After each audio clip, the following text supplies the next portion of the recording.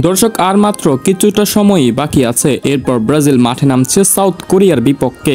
যেই ম্যাচটি কিভাবে লাইভ দেখবেন তা হয়তো আপনারা এখনো জানেন না। অনেকে চটপট করছেন ব্রাজিলের ম্যাচটি লাইভ দেখার, তবে ওই ম্যাচটি কিভাবে আপনারা দেখতে পারবেন তা আজকের এই ভিডিওতে আমি ক্লিয়ার করে দিব। দর্শক, ব্রাজিল মানে আধিপত্য। ব্রাজিলের রয়েছে একজাক দুর্দান্ত প্লেয়ার, তবে ইনজুরির কারণে হয়তো অনেকেই মাঠে নামতে পারবে না। যেখানে এবারের ডিফেন্স লাইনে ফিরছেন গাব্রিয়েল ম্যাগালেস ও এডার মিলিতাও। তাদের জুটি হয়তো অনেক শক্তিশালী, যেটা ব্রাজিলের রক্ষণভাগকে সবসময় দেওয়ালের মতো কাজ করে রাখবে। এরপর ফরওয়ার্ড লাইনে ভিনিসিয়াস জুনিয়র ও এস্তেভাও উলিয়ান তো আছেই। তাদের দুইজনের জুটি হয়তো আজ আমরা দেখতে পাবো। সেই সাথে মিডফিল্ডে থাকবে ক্যাসামিরো। সব মিলিয়ে ব্রাজিলের একাদশটা হতে যাচ্ছে দুর্দান্ত। তবে ইনজুরির কারণে আমরা অনেক দুর্দান্ত প্লেয়ারকে হারাতে যাচ্ছি। যে লিস্টে নেইমার, রাফিনহা, মার্কিনহুসরাও আছে এলিসন বেকার, এডারসনও। তাদেরকে ছাড়াই আজ সাউথ কোরিয়ার বিপক্ষে মাঠে নামবে। যে ম্যাচটি বাংলাদেশ সময় অনুযায়ী বিকাল 5টা বাজে অনুষ্ঠিত হবে। হ্যাঁ দর্শক, আজ বিকাল 5টা বাজে ম্যাচটি মাঠে গড়াবে। যে ম্যাচটি আপনারা একটি নির্দিষ্ট অ্যাপসের মাধ্যমে দেখতে পারবেন। যেই অ্যাপসটি